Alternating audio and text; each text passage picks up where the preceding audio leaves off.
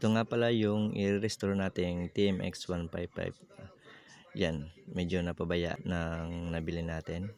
Yan, una, tatanggalin muna natin ang mga pintura nitong Kobe paint remover. Strip to metal nga pala ang proseso natin para yung i-apply nating pintura ay siguradong kapitan yung makina at patuloy pa rin tayo sa pagtanggal ng mga dating pintura gamit yung Kobe paint remover, iba pang mga piyesa. Hinay-hinay lang yung trabaho natin para hindi siya masyadong mahirapan. Tinatanggal ng kutsilyo at ng lagari yung mga excess pa na mga pintura o dating pintura para siguradong malinis, at ginamit din na binalahan ng brush para siguradong malinis at wala na siyang matira. After nyan, bubalnawan natin. Tapos after nating malinis na in-applyan na natin ng primer gray ansalurethrin paint yung mga ibang pyesa na applyan natin ng itim. Piyesa-piyesa lang ang style natin sa itim, para sa mga itim, at yung sa silver lang, pero inuna muna natin itong primer gray kasi yan ang panguna. Dito naman sa ay yung silver na, kasi ang kulay talaga ng hub ay silver, at sabay na rin yung itong telescope silver na rin yan kasi na-applyan na natin yan ng primer gray. After natin ma-applyan yun ng pintura, lilihain na natin itong chassis at ibang parts para sa pag-a-apply natin itong jet black, kasi importanteng maliha yon para mawala yung gaspang, para pag in-applyan natin itong coating natin ng jet black ay maganda at makinang na yung kanyang resulta. Yan, na-applyan na natin yan. Ang halo nga pala niyan ay 1:1 at maglalagay rin tayo ng catalyst kahit konti. After nating ma-applyan ng jet black, papatutuyuin muna natin. Madali lang naman matuyo ang urethane paint. Yan. After nyan, yung chassis naman, pang dalawang coating na yan, at nag-apply ng silver dito sa ating tambutso, sa tapaludo, at dun sa hub natin. Apply natin, at itim naman dito sa mga iba-ibang parts pa, para timbang at tabay, at siguradong wala tayong malipasan sa pag-coating. At sa puntong ito, top coat naman ang in-apply natin para sa last na proseso. Pagkatapos nung apply natin ng top coat, isa-isa na nating binubuo at kinakabit yung mga pyesa dito para mabuo na natin yung motor. At yung mga ibang parts pa, spring, linilisan natin ng kabras, at kinabit ko na rin yung gulong para tumindig na yung kanyang chassis at may kabit na rin yung makina. Yan.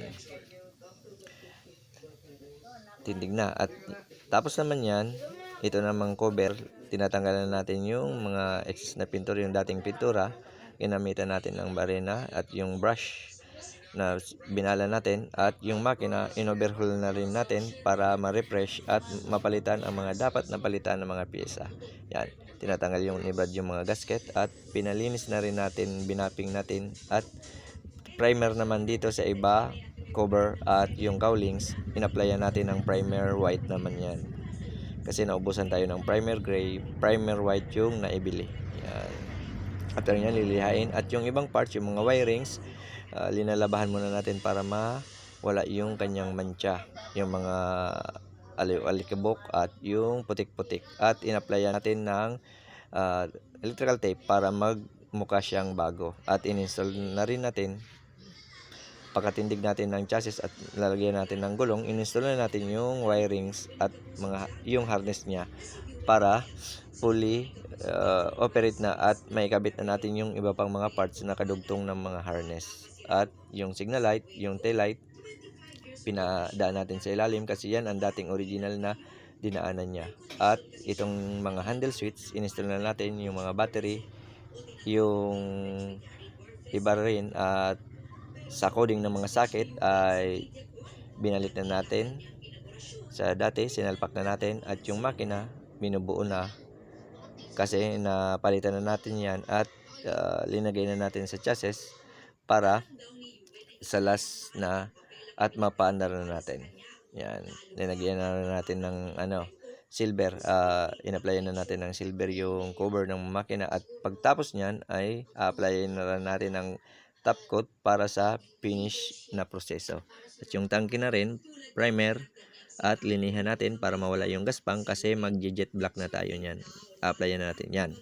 Sa puntong ito, nag-a-apply nga tayo ng jet black na. At ngayon naman, dadagdagan natin ng karagdagang design itong cover ng binubuo nating TMX 155. Bumili nga pala tayo ng Mica Red. Napili ko ay pula kasi mas litaw yung mga marka at tatak ng mga engine cover at kitang-kita sa paglalagay natin yan. Yan na ang finished product.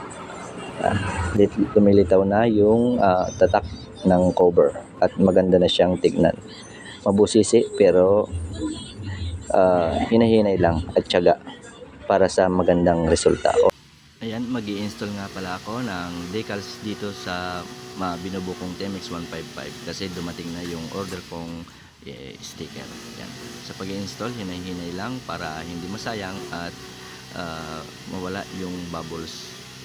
Kasi pag binigla mo yan, yun nagkakaroon ng bubbles at yun ang nagkakausa kung bakit nasisira at napupunit yung nilalagay nating sticker. Kasi after natin yung ma-install na sticker, mag-apply na tayo ng top coat para siguradong dikit na dikit at matagal ang buhay ng in-install nating sticker para dito sa atangke ng ating motor. Kaya yun, ito na ang finished product niya. Ang ganda ng finished product. 6 coating nga pala yan ng top coat clear Ansal urethane paint. Yan, car show. At ito na ang resulta ng ating restoration. Yan, bumalik na siya sa dating alindog ng forma niya. Yan, fully restored na nga pala yan. At hinihintay na lang natin yung bracket dito sa likod. Ayan. All parameters and lights are work at ready na nating ikabit sa tricycle, sa sidecar. Yan. Okay na siya mga lo. Yan. Kitang-kita na natin yung resulta. Alright. Pati lang ba? I-refresh. Mag-install na lang tayo ng battery. Wala pang battery yan, pero gumagana na yung ibang ilaw niya at yung signal light, yung busina niya. Areglado na yan. Yan. Ilaw niya, headlight, taillight, high, low, beam, at yung taillight. Yan. Ayan na rin siya. At mag-break in na lang tayo. Kasi bago yung... Alright. Yan. Maraming salamat sa panonood. God bless sa inyo lahat. Salamat sa suporta.